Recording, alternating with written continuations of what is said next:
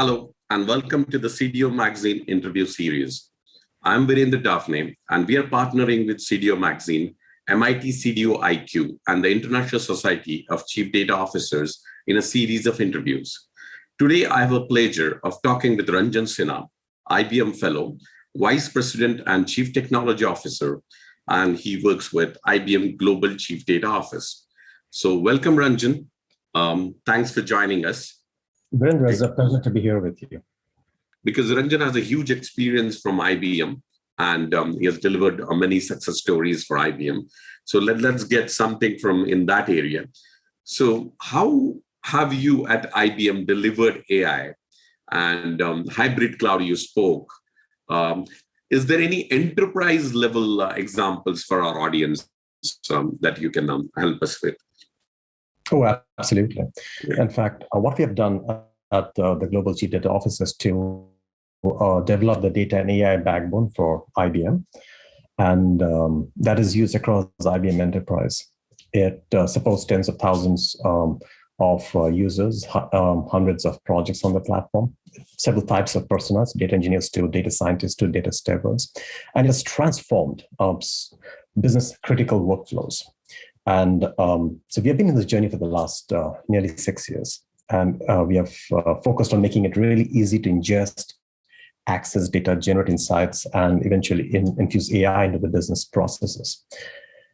We support crown jewels in the platform, which needs to have the proper security, authentication, and privacy. And from an end-to-end improvement standpoint, we're looking at upwards of 50% improvement in many of the workflows that we have supported. And it's built on the central data and AI platform is built on a foundation of Red Hat OpenShift and Cloud Pak for Data. And this new generation of hybrid cloud offerings provides a common platform across all your cloud, on-prem, and edge environment. That means you can skill once, build once, and manage from a single pane of glass. And we have touched every critical business processes within IBM. This includes supply chain to finance, to sales, marketing, contracts, procurement, and operations risk. I think anybody listening, you need to understand there are 2-3 important points he has touched. One is he is saying he has touched all business processes for the organization. Second thing is hybrid as well as the AI that he has said in the beginning for the platform. Red Hat platform also is mentioned, and the process. So guys, let's try to decode this even further, because when we talk about AI and hybrid cloud, we cannot stay away from the word digital transformation, because these all are part of the same game or the plate. Okay, so if Ranjana, if I take this discussion forward and say if digital transformation is occurring at rapid pace, but there are a number of reports that come that some people say 60% organization fail, some reports say 70% fail. Is it an outdated technology? Are they are not deploying technology correctly? Is it a wrong architecture or not skilled people? How do, with your experience, how do you answer this? Sure. Again, we have been at it in the space of digital transformation for a while, so there is enough experience that we have garnered from this from our internal transformation, and we have been sharing it with our clients as well. So the steady shift to digital has been underway for over a decade. This has transformed how businesses around the world operate and engage customers. And the pandemic has forced us all to change almost at once, and more so to digital. We are seeing that 10 years of digitization is occurring within a single year. At the same time, many businesses still rely on manual processes, antiquated practices, and fragmented data and services to power their organization. As a result, employees often struggle to find the information they need and cannot react quickly to ever-changing circumstances, be it the pandemic or supply chain disruption or geopolitical tensions or competitive pressures. It is as if each business function is sub-optimized and are running independently without an end-to-end view of the challenges and opportunities. Hence, I would say it's a bit of all that you've mentioned. I'd also add that there is some hesitation in adopting new technologies, which can also be a significant contributor. Some large enterprises, government, law and order, insurance, healthcare, they still lag behind a bit in the digital transformation.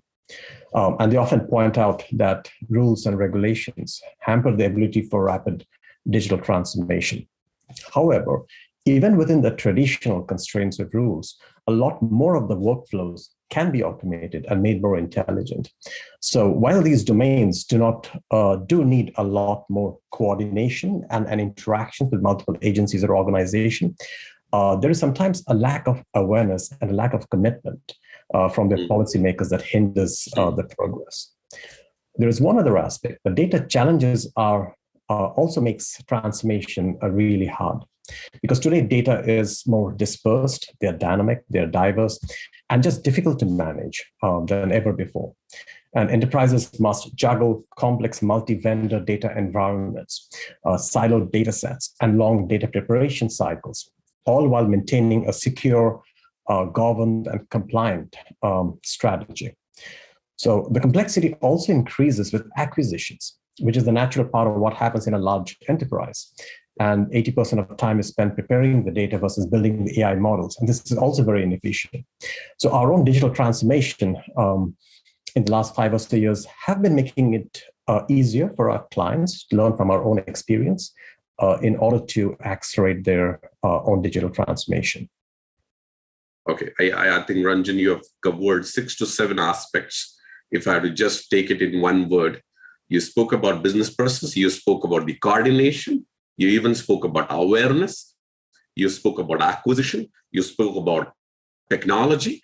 So I think this is like quite insightful answer. I'm trying my best to. He has even covered a couple of more aspects in his answer.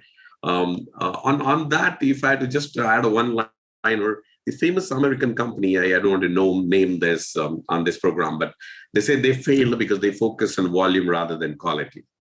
Few of them have the other company failed because focus on only customers, not the internal processes. So I think you covered both the scenarios in your answer. But let me go to the next, okay? If we go to the digital transformation and the failing rate, okay, we also need to see about this emerging technologies and AI. And if I say, why do you think this is the dawn of AI and new regulations? And what would you say are the types of regulation that one needs to stay aware in this AI era? Sure. So AI is a family of techniques that allows machines to learn from data and to act on what they have learned. Now, the rapid growth of AI applications in various industry sectors are accelerated by the 3 major factors. The first is availability of data due to digitization and smart devices. The second is availability of easy-to-use analytics and ML tools like TensorFlow or Watson APIs, making AI a lot more prevalent. And the third is a dramatic increase of computing power that helps to build complex models quickly. Now, AI techniques are also getting embedded in common consumer tools, whether it's smart cameras or smart bulbs, appliances, in addition to business use cases in finance, transportation, supply chain, human resources, medicine. Now, the widespread adoption of AI would need some monitoring and governance, especially when it comes to critical decision-making, whether it is about smart surveillance, risk prediction, finance approvals.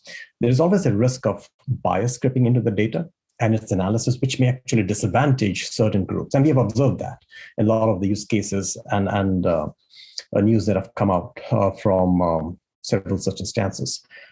There's also concerns about potential misuse or unintended consequences of AI that have prompted efforts to examine and develop standards to create the reliable, robust, and trustworthy AI systems.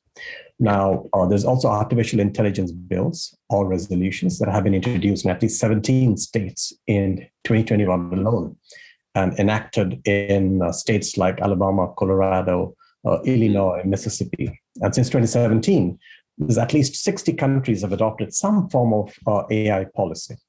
So the regulations that we need to be aware of are on AI discrimination, fraud, data privacy, and related data misuse.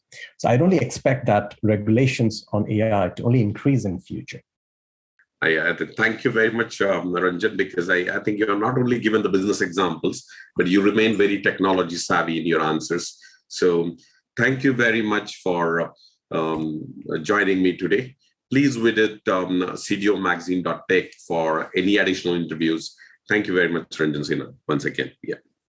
Great to be here answering your questions. Thank you very much.